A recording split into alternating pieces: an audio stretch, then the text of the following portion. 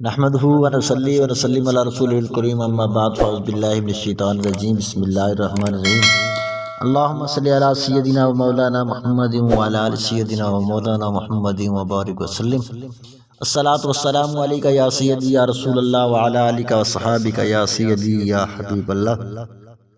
میرے معزز سامعین ناظرین السلام علیکم ورحمۃ اللہ وبرکاتہ۔ آپ کو یوٹیوب چینل پر خوش آمدید کہتے ہیں۔ ہمارا ٹاپک چل رہا ہے وضو کی سائنسی حکمتیں۔ تو آج ہم بات کریں گے کوہنیاں دھونے کی، بازو دھونے کی، اس کی کیا حکمتیں ہیں، اس کی میڈیکل کیا فوائد ہیں، طبی فوائد کیا ہیں۔ تو بات یہ ہے کہ کوہنیوں پر 3 بڑے رگیں ہوتی ہیں۔ کتنی بڑی؟ 3 بڑی رگیں ہوتی ہیں جن کا تعلق بالواسطہ ڈائریکٹ دل، جگر اور دماغ سے ہے، اور جسم کا یہ حصہ عموماً ڈھکا رہتا ہے۔ اگر اس کو پانی اور ہوا نہ لگے تو متعدد دماغی اور اعصابی امراض پیدا ہو سکتے ہیں۔ وضو میں کوہنیوں سمیت ہاتھ دھونے سے دل، جگر اور دماغ کو تقویت پہنچتی ہے۔ اس طرح انشاءاللہ عزوجل وہ ان کی امراض سے محفوظ رہیں گے۔ مزید یہ کہ کوہنیوں سمیت ہاتھ دھونے سے سینے کے اندر ذخیرہ شدہ روشنیوں سے براہ راست انسان کا تعلق قائم ہو جاتا ہے، اور روشنیوں کا ہجوم ایک بہاؤ کی شکل اختیار کر لیتا ہے۔ اس عمل سے ہاتھوں کے عضلات یعنی کل پرزے مزید طاقتور ہو جاتے ہیں۔ اور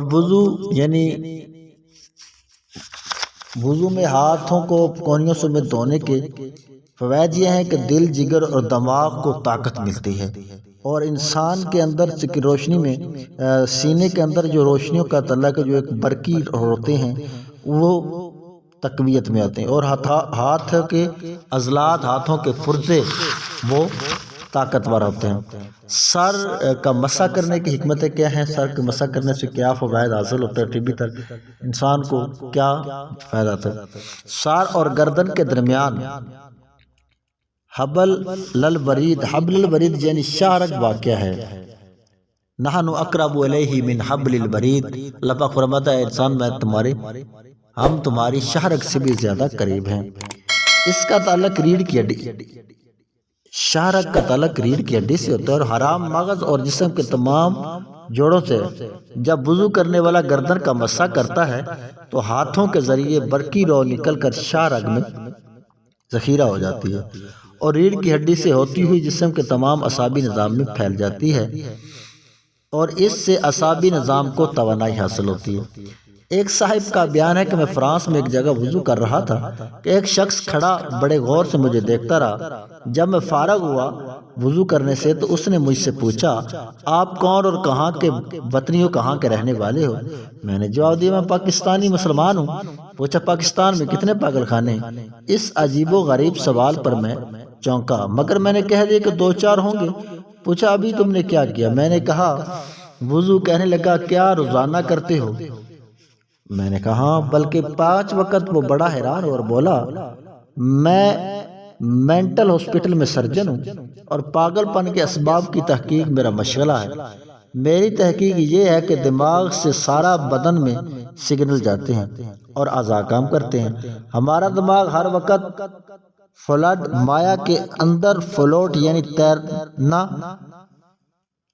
کر رہا ہے، اس لیے ہم بھاگ دوڑ کرتے ہیں اور دماغ کو کچھ نہیں ہوتا۔ اگر وہ کوئی ریگڑ سختی سے شے ہوتی تو اب تک ٹوٹ چکی ہوتی، شخص شے ہوتی تو ٹوٹ چکی ہوتی۔ دماغ سے چند باریک رگیں موصل بن کر ہمارے گردن کی پشت سے سارے جسم کو جاتی ہیں۔ اگر بال بہت بڑھا دیے جائیں اور گردن کی پشت کو خشک رکھا جائے تو ان رگوں یعنی کنڈکٹر میں خشکی پیدا ہو جانے کا خطرہ کھڑا ہو جاتا ہے، اور بارہا ایسا بھی ہوتا ہے کہ انسان کا دماغ کام کرنا چھوڑ دیتا ہے اور وہ پاگل ہو جاتا ہے۔ لہٰذا میں نے سوچا کہ گردن کی پشت کو دن میں 2-4 بار ضرور تر کیا جائے۔ ابھی میں نے دیکھا کہ ہاتھ منہ دھونے کے ساتھ ساتھ گردن کے پیچھے بھی آپ نے کچھ کیا ہے۔ واقعی آپ لوگ پاگل نہیں ہو سکتے۔ مزید یہ کہ مسح کرنے سے لو لگنے اور گردن توڑ بخار سے بھی بچت ہوتی ہے۔ اللہ تبارک و تعالیٰ ہمیں عمل کرنے کی توفیق عطا فرمائے، آمین بجاہ نبی الامین صلی اللہ علیہ وسلم۔ اور جن دوستوں نے ابھی تک میرے چینل کو سبسکرائب نہیں، کتنی اچھی اچھی باتیں بتاتا ہوں آپ کو، تو چینل کو تو بھائی سبسکرائب کرنا بنتا ہے نا، کر لیجئے سبسکرائب۔ اللہ پاک ہم سب کا حامی ناصر ہو۔ اللہ حافظ، السلام علیکم۔